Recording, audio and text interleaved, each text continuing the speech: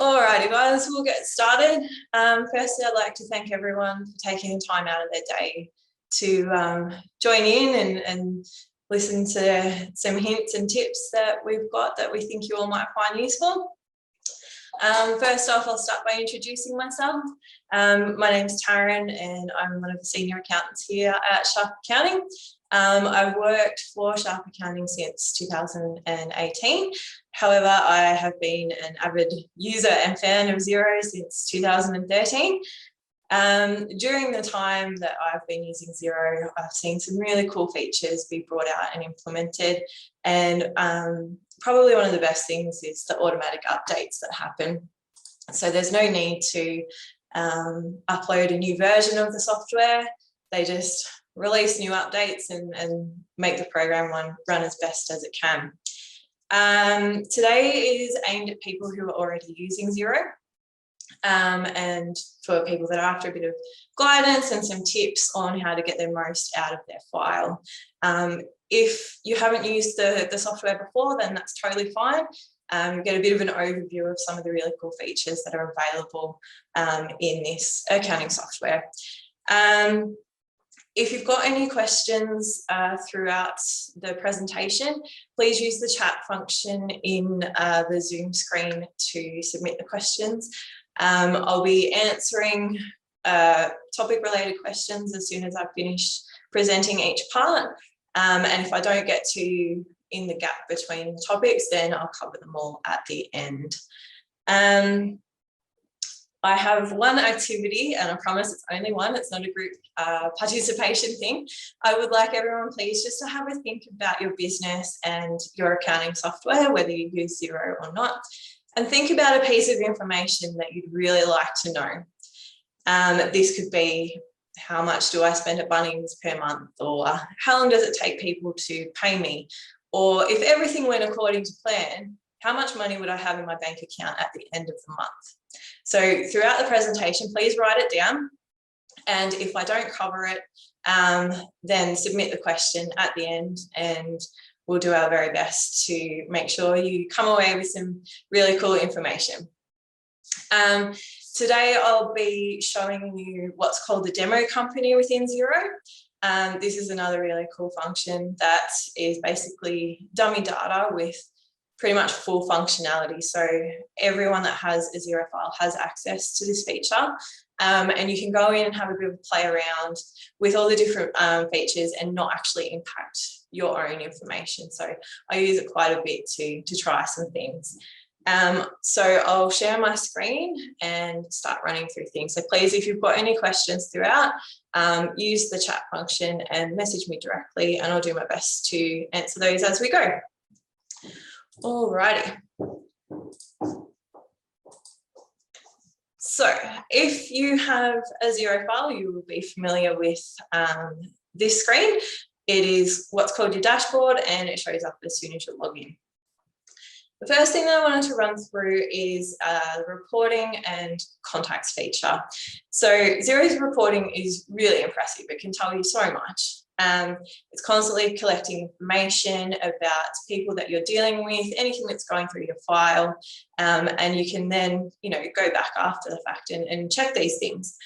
But like anything, the end result is only as good as the work that's being put into it. So if you've got a bit of a messy file, then the reports aren't really going to give you much information. So you want to make sure, excuse me, that the information that you've got in your file is as accurate as it possibly can be, and then you'll get some really powerful data out of it. So the first thing that I wanted to run through is the contact section. So you have all your contacts within here, so they could be suppliers, customers. As you can see, there's data already in here. This is the dummy data that's contained within the demo company, and I've added some in as well. Now, sometimes when you're coding your transactions, you might have a bit of a typo, you might put a different description in, and then you're not linking it to the existing contact that you already have. This happens all the time, and it's super easy to fix. So what I wanted to show you is just how to merge your contacts so that you don't have a heap of, I guess, different names for the one thing. So if you can see down here, we've got 2 contacts for Brunswick Petals. One has been typed slightly incorrectly.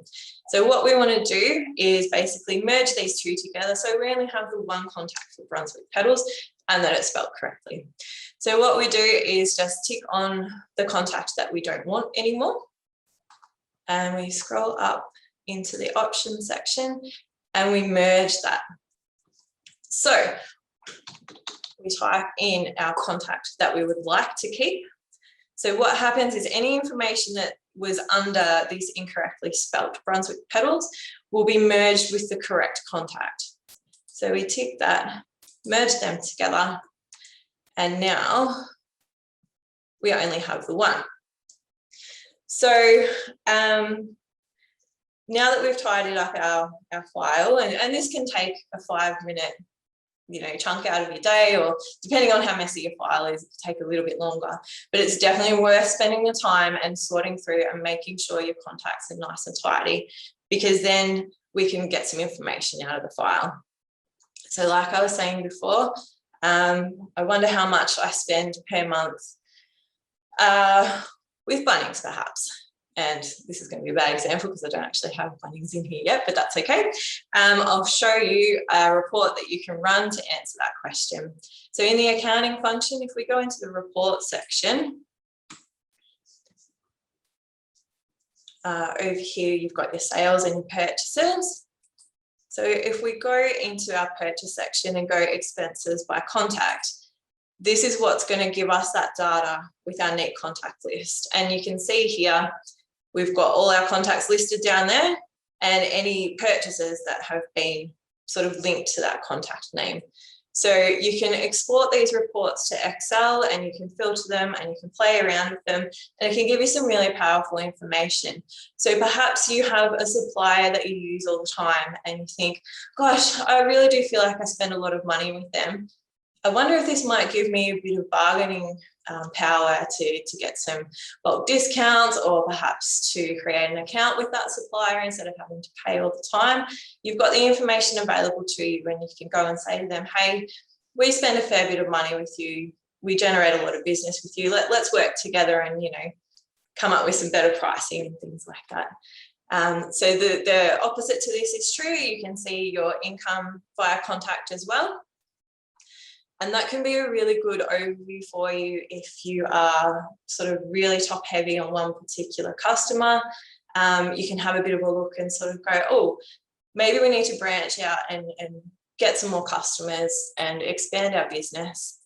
I'll just run that report to show you as well.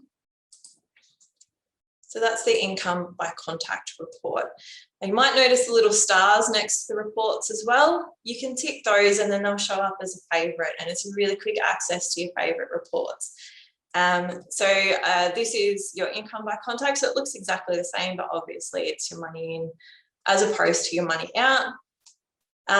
You can have a look at different periods and compare them as well. So there's so much flexibility within the reporting functions here to give you some really powerful information into your business. There aren't really many reports that we can't run out of this software. So I'm kind of challenging you to come up with something that you want to know. Obviously, the information has to be present in the file, but that we might be able to teach you that you can, run those reports and get that information yourself. So I'll just stop sharing for 1 sec there and check if anyone's got any questions in particular for that section that we've just run through.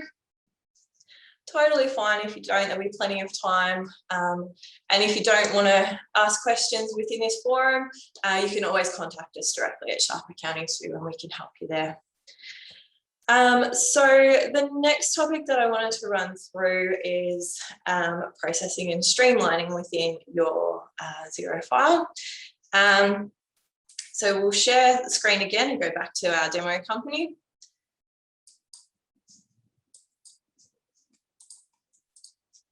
Now, do you feel like when you're coding your bank statement that you're constantly typing in, I spent money at Telstra, it's for my phone bill, it needs to go to this account? There's absolutely no need to constantly be typing that in with what's called a bank rule. So So I'm just going to go to my data, just bear with me one sec. So what can happen within Xero is you can create what's called a bank rule. So for frequently occurring transactions, you can tell the program that this bank description means I've spent money here and it needs to go to this particular account. So here's some information I've prepared earlier. We've got Bunnings here. So if you know that you're spending a lot of money at Bunnings and you're sick of constantly typing Bunnings in here, we can just go into the options section and create a bank rule. And this might look like there's a bit going on, but I'll step you through it.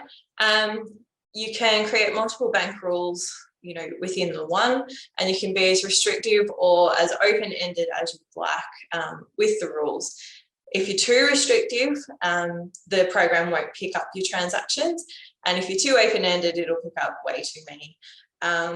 One in particular is BP. If you pop that in, you're going to have some trouble.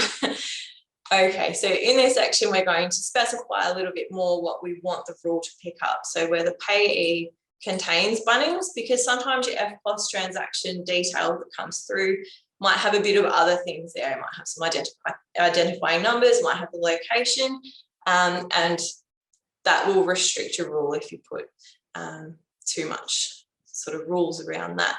Let's cancel that out. You can set your contact here. So Bunnings is going to be our new contact. If it existed before in the contact section we were in earlier, that would have shown up in this contact section. So that's how you know you're not doubling up and incorrectly spelling your existing contacts. You can put a description in here with what you are purchasing and which account you'd like it to go to. Then your tax rate will flow through. And you can set the reference here as well, however you might like to see it. If you've got multiple bank accounts, you can run it across all of them, and then you can give your rule a title. Once we hit save, we'll go back to our BankerX screen. And you can see here now that the screen looks different, that Xero has picked up, we've purchased something at Bunnings, and it's applied the rule there. So if we go okay, that will code that off and we don't have to do so much data entry. Another function within the bank rule feature is the ability to split out your purchases. So say, for example, with your phone bill, you know that 50% is business use and 50% is personal. So let's just create a rule that will do that too. So we'll do our payee containing Telstra. We'll create them as a contact. And then we'll put some description in here.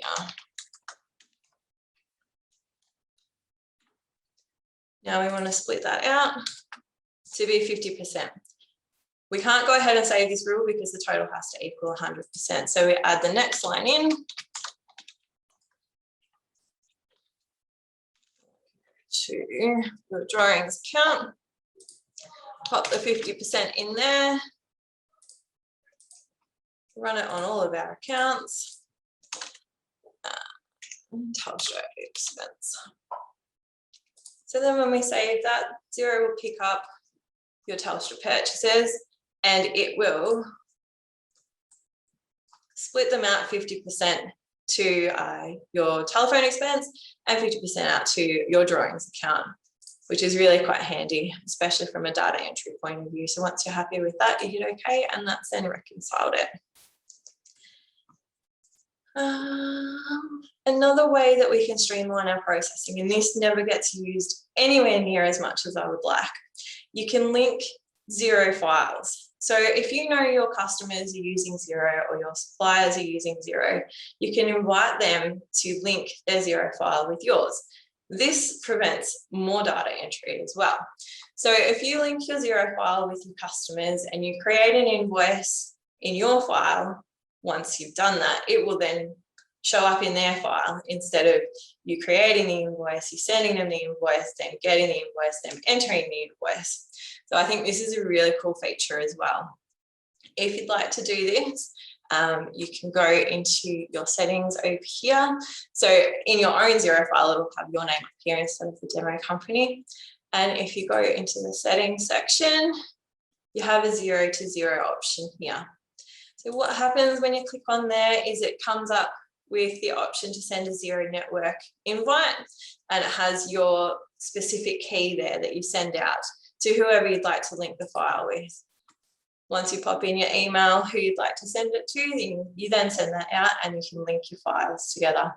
I think this is a really great feature and can save a lot of data entry and also miskeying things as well, because you know the information is coming directly from one file to another.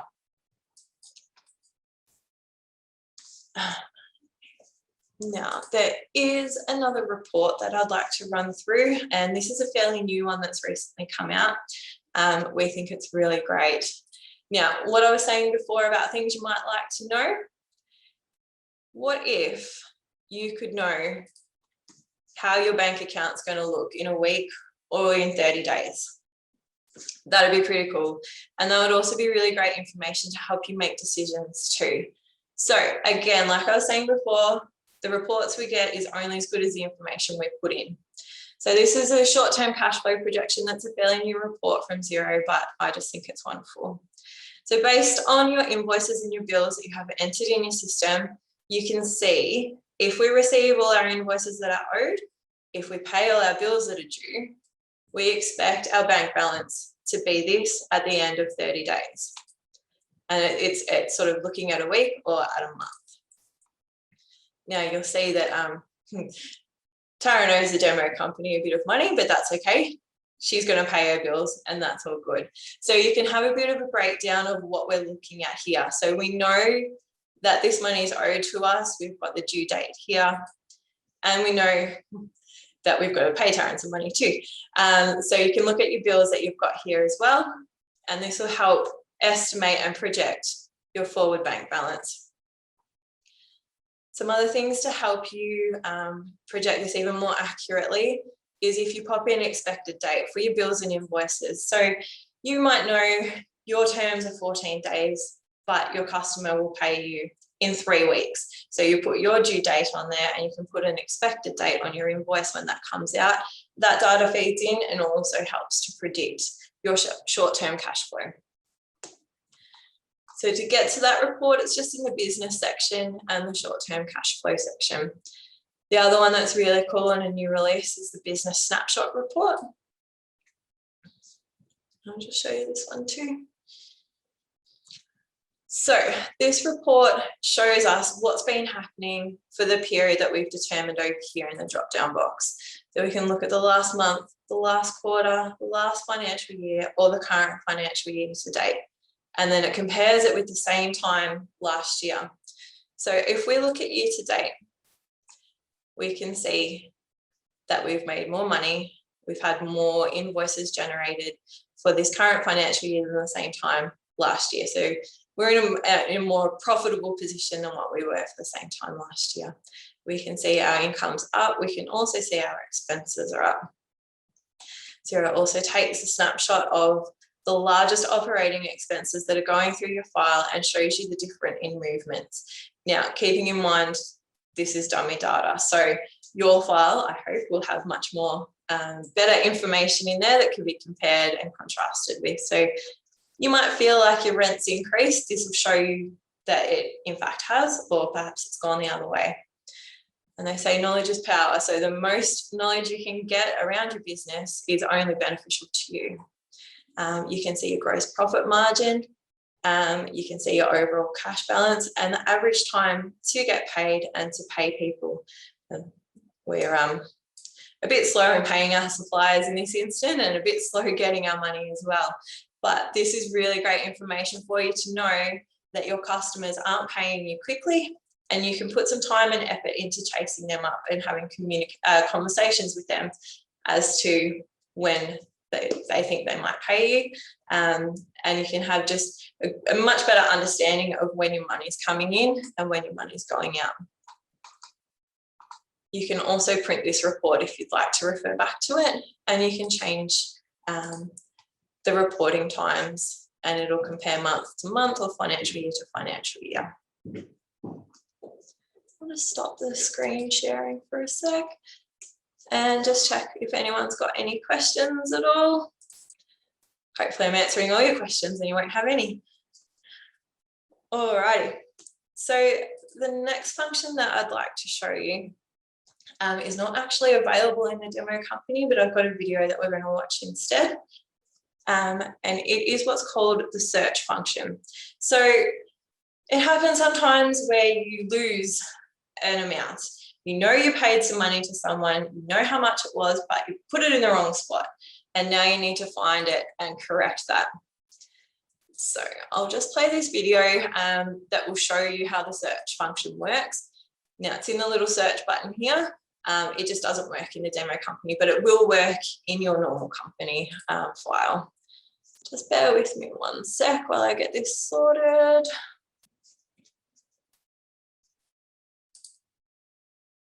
I need to share the sound. Alrighty. So this is the search function that helps you locate things that you might have misplaced. Zero in on exactly what you need with Search in Xero. Instead of using menus, get to where you're going in a couple of keystrokes. Find what you're looking for as fast as you can type, and add transactions all from one place. Tap / to start a search, or just click on the search icon. Find transactions or contacts as you type. You can choose to show results from everywhere, or filter by specific record types. Use the arrows to reveal more detail on individual results. If there's lots of results, see the whole list on a full screen. Watch this. Hit / the letter C, then enter. Boom, you're now in contacts. Type B and enter. You're in bills. The letter I takes you to invoices. See our help article for all the shortcuts. Click Add New straight from search to enter a new sales invoice, quote, contact, bill, or purchase order. Search in Xero changes the game. Now you can work in one place as fast as you can think it. Just type and go.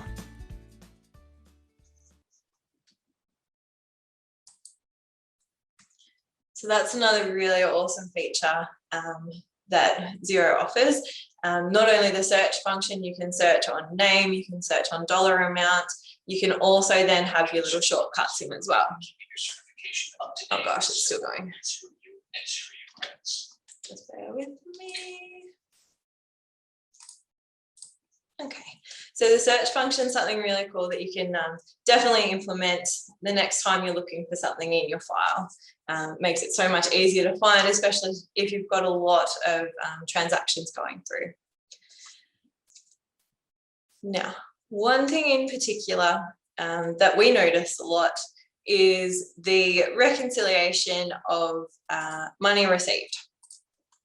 So you've got your invoices entered, you know you've been paid for them, so you mark them off as paid. You enter in the amount you got paid, the date you got paid, and the bank account that you've been paid it into, which is great. But we find that people often double up and also mark that amount that they've been paid directly to sales as well. So they put a lump sum to sales and they also mark off their invoices as being paid. And this can cause income to be doubled. So if you're preparing a BAS statement or looking at your income and expenses, what you're seeing in your sales account is actually being duplicated because you're putting the dollar amount there and you're also saying that your invoices have been paid. This can throw out your bank statement and also make you pay too much tax if you haven't picked up on it. So I will show you a common error and how to stop that from happening. Now you remember from before that Taryn owed the demo company some money. She's actually a good payer and she has paid her bills. So let's find that money.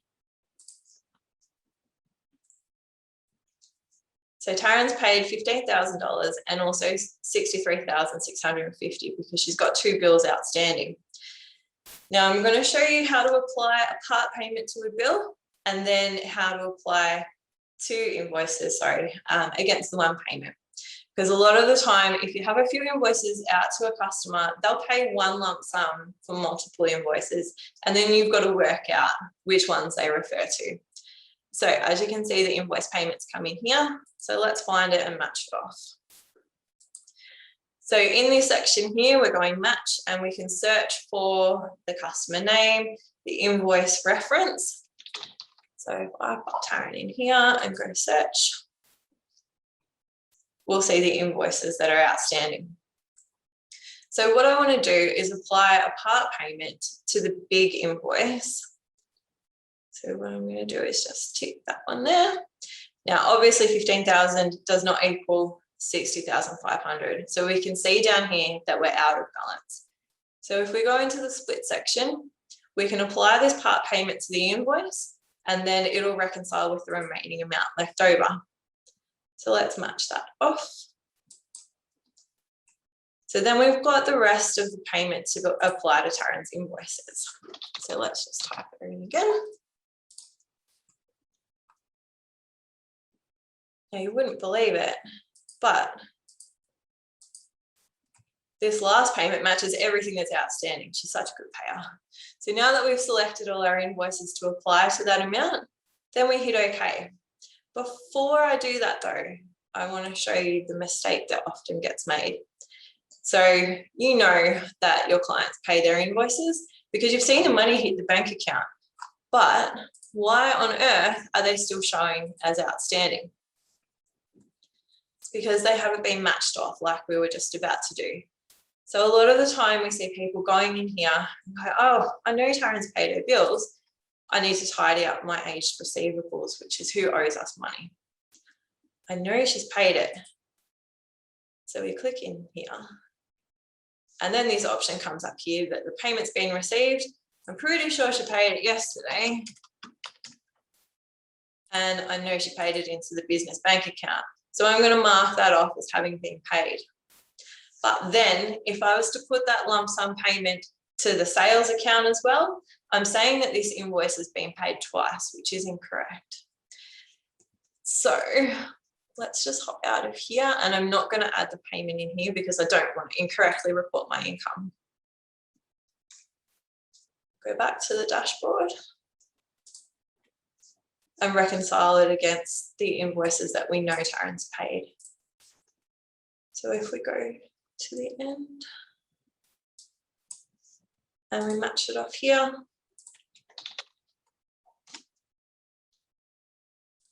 we know that amount relates to those. It's all green, it's all happy, we're not out of balance, and we can mark that as having been paid. And then if we go back and check our aged receivables, we'll note that Taryn's not showing as owing us money anymore. She's disappeared. Now, if it happened to match off that $15,000 we matched before was just for one invoice, and we mark that as paid in the section here, when that $15,000 actually hits the bank account, you can make the two talk to each other and match off that way. But I find it best to directly reconcile your money received with the invoices that are owing. It's just much neater. All right. So like we saw before with the search function, there are some shortcut keys that you can utilize to cut down your clicking time and cut down on your menu searching time. Another little function that we've got here that I just want to make people aware of is the little plus button here. So that's a quick launch option. So if you want to create an invoice, there are a few ways to go about it. You can do it directly from here, which is really handy. Or you can go into your business, you can go into invoice, and you can create a new one from there. I find this really great to create your invoices and your bills or your purchase orders or your quotes directly from your home screen as soon as you log in. It just saves sort of searching and clicking through different menus, I guess, to get to the same place. All right. Now, the last thing that I would like to bring up is the cloud storage functionality that Xero offers. Now, do you get to the end of financial year and your friendly neighborhood accountants asking you for loan statements and invoices for assets and bank statements and all sorts of things, and you go, yep, no worries, I've got all that stuff really close by and really easy to get, let me just grab it and give it to you. It's not usually what we find happens, but when you receive that paperwork, you can pop it straight into your Xero file, ready and waiting for your accountant come the end of financial year. So there are a few different ways that you can go about this. You can upload a PDF directly to a transaction if you would like. So let's just say this smart agency was a purchase of a piece of machinery. If we go into our details, we can upload a file from here and attach our tax invoice, which is really handy when your accountant wants your information. You can upload your PDF and save it there, and it will be stored against that transaction. The other option is that there's a filing section here. So if you click on your company name and go into your file section, there's all this amazing storage space where you can put loan contracts and you can put invoices, and it's just, yeah, it's really quite wonderful. You can create new folders over here that will specify, you know, your 2020 tax information, your 2021 tax information, your loan statements, your asset purchases. You can make it as organized as you'd like. So you can either upload files this way, or you can email them directly to your Xero file. Each Xero file has this convoluted email address over here that is specific to each file. So you can copy that and then forward your emailed information in, and it will extract the PDF and save it here. And you can see your invoice is just waiting there, ready to be used when needed. You can delete out any other images that the file might pick up that have come through from your email. You can select from here and add it to a new bill or a new invoice. And it's just really great functionality that a lot of people, aren't aware of.